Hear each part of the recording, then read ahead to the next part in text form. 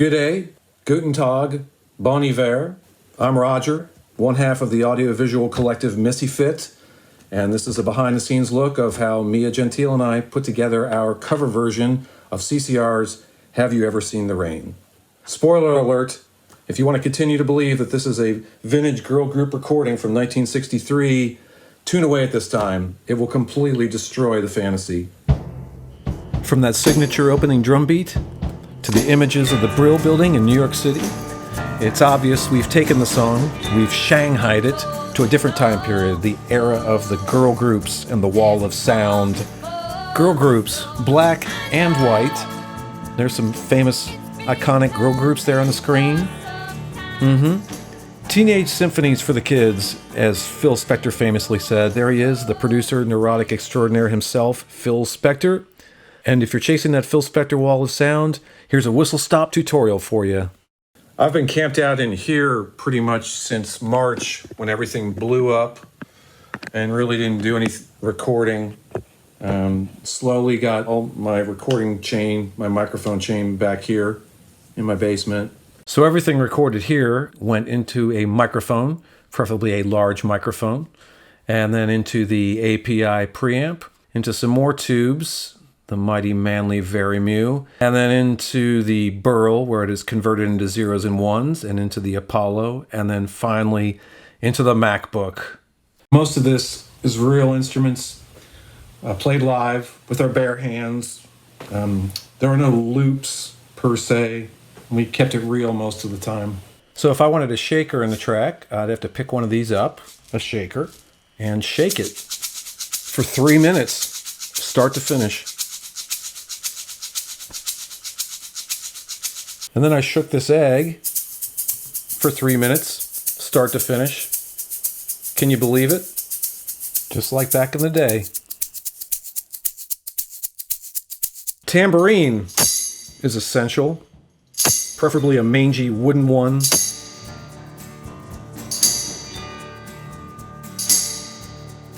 Timpani.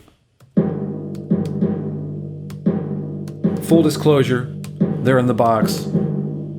I don't have any timpani lying around the house.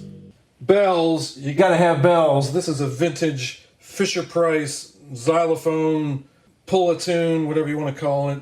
If you're looking for one of these on eBay, get the wood one, don't get the plastic one.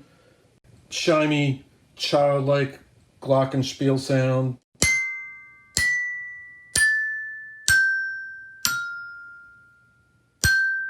Color-coded, you don't even have to read music.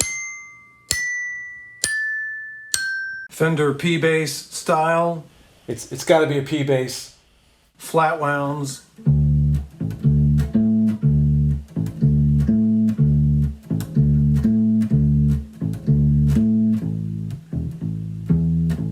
I already gushed about this on my Facebook page, but I found this in someone's trash.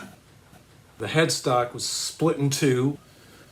I took it home and had it repaired and got it back just in time to make its recording debut on this track. And you can barely hear it, but it's in there.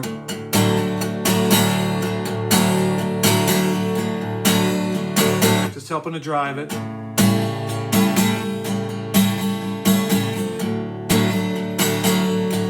All part of the soup. This was a nice little 12-string electric part here. Except it's not a 12-string electric at all. It's an acoustic. My Godin 12-string acoustic, but you run it through a Fender amp, and voila, electric 12-string.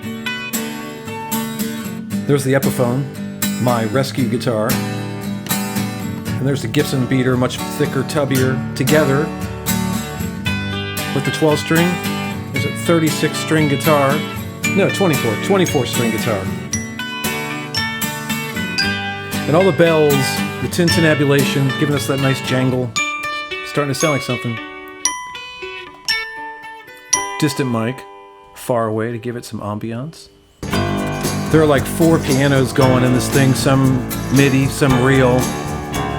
Phone piano. What's a phone piano, you ask? Well, I knew I wanted the main piano to be on my grand piano upstairs, but I didn't feel like lugging a microphone and a preamp and the manly up, so I just carried my mobile phone upstairs, walked over to the piano, held it up and went. Honest to God. Something like that, yeah. So a mixture of vintage and modern. The exciting part, the vocals. There's Mia up in her New York apartment, and we do these legendary and primitive long-distance recording sessions. For starters, we are not recording these vintage-sounding vocals through a Neumann U47 or an AKG C12. Now it can be revealed. Our microphone of choice is, yes, a pair of $19 Apple earbuds. Someone nominate me for a Grammy, please. I'm dying over here. And Mia is singing to a track that I sent her and then recording all her vocals into GarageBand. And then I have to wait patiently for her to export all the files back to me here at the home base. So here's the lead vocal track.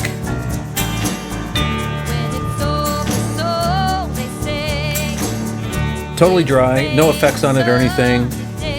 Sounds pretty good, just like this. Water, I love it, I love it. But we're gonna do the 60s trick where you double the vocal, double track the vocal. That's 2 takes together, double tracking. There's just one. Sounds pretty good with just one. But 2 is always better than 1. Usually, not always. But that double track vocal sound, that is the girl group vocal sound. It's so 1960s. And there is no auto-tune anywhere. There is no auto-tune in the house on this. It's just her doing it for real. On it goes. Listen how tight this is. Through the circle, fast and slow. I know. She makes it look easy, but it's not. One of the frustrating things about these long-distance recording sessions is I have no idea what she's hearing in the headphones. I'm just hearing it in the room. I'm hearing what her cat is hearing in the room. So when we're stacking background vocals, I don't even know what it's going to sound like until she sends me all the files and I put all the faders up at my place, and then I get to hear this. And I'm always so happy.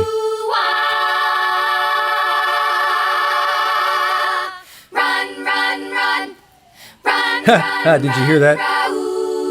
Check it out. There's a police siren in the background. There. New York, just like I pictured it. Oh yeah.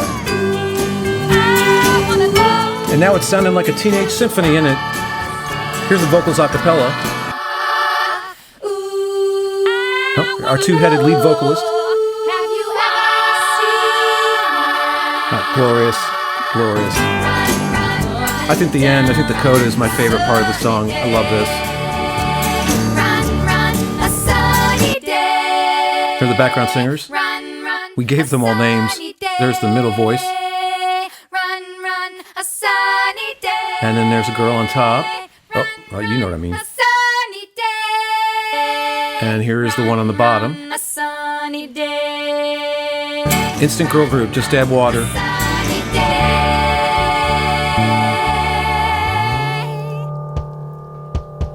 Oh, there's my voice of approval leaking onto the track.